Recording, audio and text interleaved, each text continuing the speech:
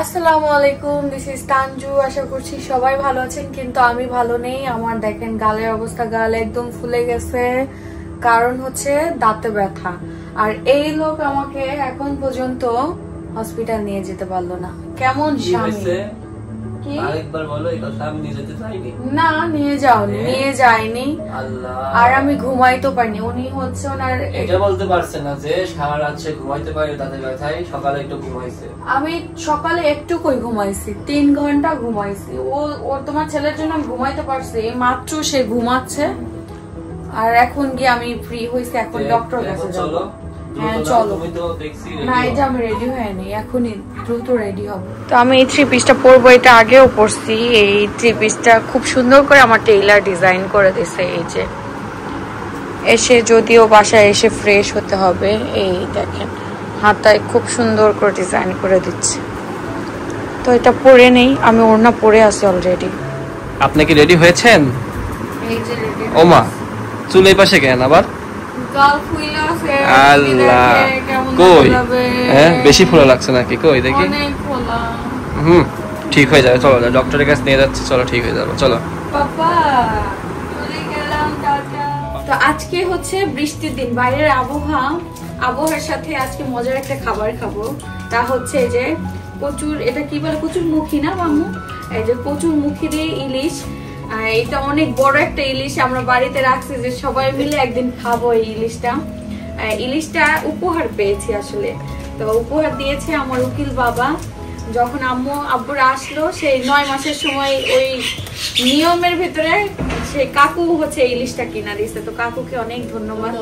কাকিমা অনেক সময় আমার ব্লগ দেখে, তো বলে দিলাম এই জন্য। আর আজকে রান্না হবে কচুর মুখে। কি কোথাও খাইছো? হ্যাঁ, কচুর মুখে কেমন লাগে? আগে প্রচুর রান্না করতো কচুর মুখে দিয়ে ইলিশ। আগে তো আমরা ইলিশে বেশি খাইতাম বিয়ের আগে।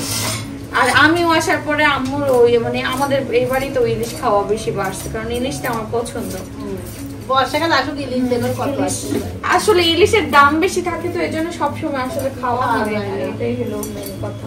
আর এই ইলিশটা কাটলে এই বড় বড় পিস হবে, মাঝখানে কাটা না, একটা বড় পিস রাখো ওর জন্য। একটা বড়ই মাঝখানে কাটবা না, মানে এক পেটি দিব একটা। ইস না, অনেকে তো ছোট ছোট করে। এই দেখো এই মাছটার আঁশ খুব বড়। 40 বলেছিলাম তো একটু আবার অত 40 ই করা লাগবে না। আসলে দেখো গাল ফুইলা আছে। তাড়াতাড়ি চলো, বৃষ্টি কমে গেছে, চলো আসো। কই যাচ্ছ আবার? মানে আবার ওইদিকে যাচ্ছ কই? তাড়াতাড়ি যাবো না, ডক্টর না আসলে তো যাবেন কিন্তু। এইটুকু কাজের জন্য যাবো, আর উনি দেখো যাইতে মন চাচ্ছে না। না না, যাইতে মন চাচ্ছে না। না যাইতে ইচ্ছে করব না, কিন্তু যাও তো লাগবে, যেই পরিমাণে ব্যথা উঠতেছে। ও থাক, ও দাদি আছে, দাদিকে বলছি। হ্যাঁ মুখ বলো। বৃষ্টির ভেতরে বের হচ্ছি, অবস্থা কি দেখেন। না আমি ওই জুতাই পরবো না, উচ্চাটাই পরবো না, পরবো না, আমি এটাই পরবো। তোমাকে বললাম নিচু হিলটা পরো, এই কাদার ভিতরে উঁচা হিল পড়ছো তাই না? কি পরিমাণে যে ব্যথা করতেছে। ও আমরা তো বাইক দিয়ে যাব না, ভুলাই গেছি আমি। আমার স্বামীর যে বাইক আছে, আমি ভুলাই গেছিলাম তোমার যে বাইক আছে। তাই? এখনই সব ভুলে যাচ্ছ? সব মানে তার কদিন পর আমাকে তো ভুলে যাবা। ওইটা বলবো না নে, আস্তে বাইক নিয়ে বের হলে কাদার ভেতরে। তোমার বাইকের অবস্থা কি গো? দেখেন দেখেন আমার জামাই গাড়ির অবস্থা। ওয়াশে দিবা? আর আমার জামাই অ্যাক্সিডেন্ট করার পরে বাইকের অবস্থা আরো খারাপ হয়ে গেছে না গো? বাইক সেল করে দেবো। সেল করে দিবা কেন? অ্যাক্সিডেন্ট করছিলাম না। ও মা, বের হয়েছি আর বৃষ্টি, বাইক রেখে গেলাম এক দোকানের সামনে পরিচিত। এখন যাচ্ছি অটোতে, আর বৃষ্টি থামার নাম নাই। মানে আসছি দ্রুত সেরে চলে যাব। আরে এমন অবস্থা, এত বৃষ্টি দেখো। বাসা থেকে কিন্তু বৃষ্টি পড়ছিল না, হঠাৎ এখানে এসে কাজ ছিল, কম্পিউটারের দোকানে একটু কাজ করে এই বৃষ্টি। বৃষ্টিতে অবস্থা খুবই খারাপ। এই দেখেন কি পরিমাণে বৃষ্টি হচ্ছে, একদম ঝুম বৃষ্টি। তো আমরা হচ্ছে ডক্টর এখনো দেখাই নেই, আমরা ইসলামিয়া ব্যাংক থেকে কাজ শেষ করে রাজবাংলা ব্যাংকে আসছি। তো এই যে কাজ শেষ করে আমরা এখন বাসার দিকে যাব নাকি? শরীর একদম ক্লান্ত হয়ে গেছে মনে হচ্ছে, একবারে সব কাজ করছি তো, আরো বৃষ্টি, একদম দাঁতে ব্যথায় কাতর হয়ে গেছে একদম। আসলে সিএল এখনই যাব আমরা, তো একজন আছে পেশেন্ট। কালকের তুলনায় আজকে শরীর ভালো আছে, গালগুলো কমে গেছে না, এখানে আছে হালকা সময় লাগবে ঠিক হইতে। আমার জুতা কই গেল? জুতা বানের জলে ভেসে গেছে দেখো। কালকে একদম সারা রাত ঝড় উঠেছে। জি দাদি, হ্যাঁ আসছি। আমার জুতা বলে ভাইসা গেছে, আম্মু নিয়ে আমি তো সেটাই বলছি, বানের জলে ভেসে গেছে। না না সত্যি আজকে ওয়েদারটা সুন্দর, কিন্তু এরকম বৃষ্টি হইলে বাইরের কোনো কাজ করা যায় বলেন? আমি তো বাইরে যাইতেই পারছি না, এই যে আবার বৃষ্টি পড়ছে। কাজগুলো করতে পারতেছি না, শুট করতে পারতেছি না, এই বৃষ্টির ভিতরে আসলে কোনো কিছুই হয় না। তবে আমার ছেলে শান্তিতে ঘুমাচ্ছে বৃষ্টিতে, ঠান্ডা ঠান্ডা ওয়েদার। কালকে রাতের বেলা আমি আমার দাঁতের ব্যথায় ঘুমাইতে পারতেছি না, আর বাপ ছেলে দেখি কি মজা করে ঘুমাইতেছে। আমি মনে মনে বলতেছি না বৃষ্টিতে মজা করে ঘুমাইতেছে, আর আমি ব্যথায় ঘুমাইতে পারতেছি না। আমি তো ছেলেকে ঘুমানোর সময় বললাম তো যে আমি আর তুমি ঘুমাও, আমি আর তুমি একসাথে ঘুমাবো। কালকে খাটছে যে সে আমার নিয়ে হসপিটালে 10টার সময় দিয়ে ও ঘুমাইতে যাচ্ছে, আমি ঘুমাইতে যাচ্ছি। আমি তো দেখলাম কালকে শরীর খুব ক্লান্ত ছিল আমার। কালকে কি হয়েছে, আমার বৃষ্টির পানি মাথায় পড়ছে বুঝছো, প্রেসার হয়ে গেছে সারাদিনই তো আমরা বাইরে ছিলাম। আমাদের উঠান কিন্তু হচ্ছে পাকা করা, মানে আপনার ইট দিয়ে একদম পুরো সিমেন্ট দিয়ে একদম সুন্দর করে পাকা করা আছে। এই যে মাটি, এই মাটি কোথা থেকে আসে? এই যে এই পাশে হচ্ছে আপনার যে আমাদের যে ঘরটা, এই ঘরটা হচ্ছে আমরা ভাঙবো, মাটিগুলো আসে এখান থেকে, বৃষ্টিতে ধুয়ে এইখানে এসে জড়ো হয়, আর এখানে এসে এরকম স্যাঁতস্যাঁতে হয়ে যায়। ঠিক আছে, কি হয়েছে? কেলাই গেছে? কি বললে? পুঁইশাক তো মনে আছে, এই অন্য কেউ আসলে পরে মনে হবে যে পুঁইশাক কাটে রেখে দিচ্ছে, টান মাইনে চললো।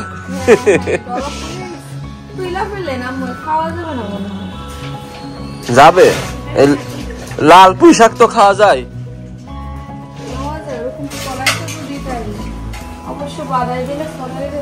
যাবে যাবে, ওর এখনো আছে। আর কাঁঠাল গাছটা তো, এই কাঁঠাল গাছ যদি বড় হয়, এটা সারা জীবন মনে থাকবে যে তানজিলার অর্ডারকৃত দারাজের ওষুধ সার দিয়ে তো কাঁঠাল গাছটা এত বড় হয়েছে।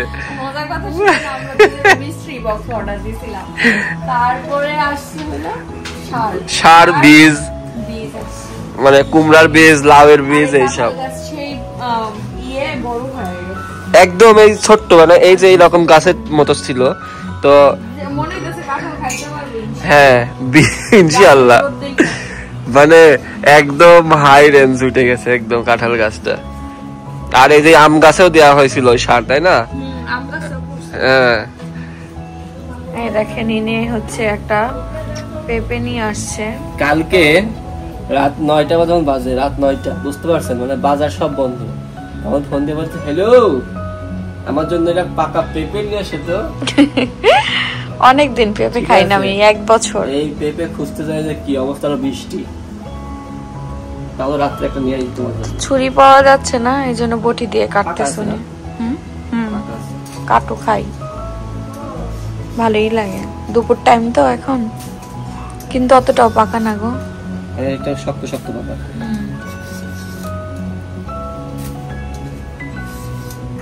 না পেঁপেটা সত্যি পাকা, নরম আছে কি?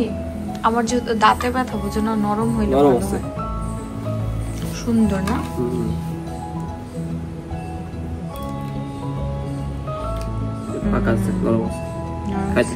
ওই জায়গায় ছেলে ঘুমাচ্ছে আর আমরা এদিকে পেঁপে পার্টি করছি। এরকমই থাকবে, লম্বা লম্বা টুকরো করবে না, আরেক মাঝখানে আরেক স্লাইস করো, কিন্তু কাটবা না, সুন্দর লাগবে দেখতে। এমনি লম্বা লম্বাটা খেতে সেই লাগে, বুঝলা? কতদিন পরে খাইতেছে, মনে হয় যে 1000 বছর পরে পেঁপে খাবো। আমাকে ডক্টর খেতে না করছিল না, বলো যে বেবি কনসেপ্ট করার পর পরে বলে পেঁপেটা খেতে না, পরে খাওয়া যায় যদিও, তারপর আমি খাইনি পুরো 1 বছর।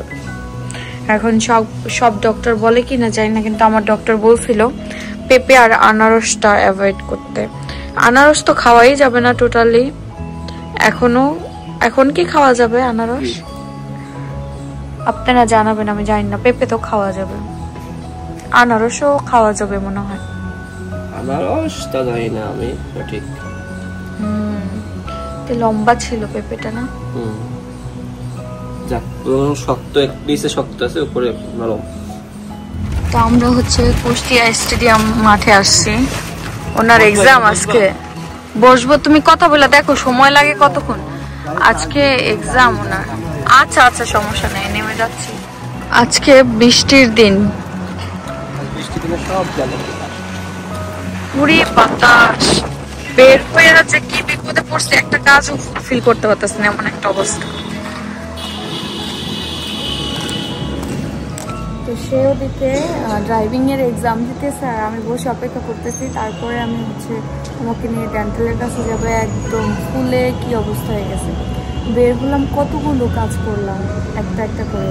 আর ওদিকে ছেলেকে ঘুম পাড়িয়ে রেখে গেছি, ঘুম থেকে উঠে গেছে। তো তাড়াতাড়ি কাজ শেষ করবো, তারপর রওনা হবো। ওই যে এখন তার এক্সামের পালা, দেখতে পাচ্ছি যাকে সেই হয়ে গেল। তো বাসায় চলে আসলাম, আস্তে আস্তে প্রায় সন্ধ্যা হয়ে গেছে। এসে ফ্রেশ হলাম, খাওয়া দাওয়া করলাম, ছেলেকে খাওয়ালাম, তারপর ওকে ফ্রেশ করে দিলাম। আর ওকে হচ্ছে ডক্টরের কাছে পাঠাইলাম। আমার শাশুড়ি মা আর হচ্ছে হাজবেন্ড নিয়ে গেল।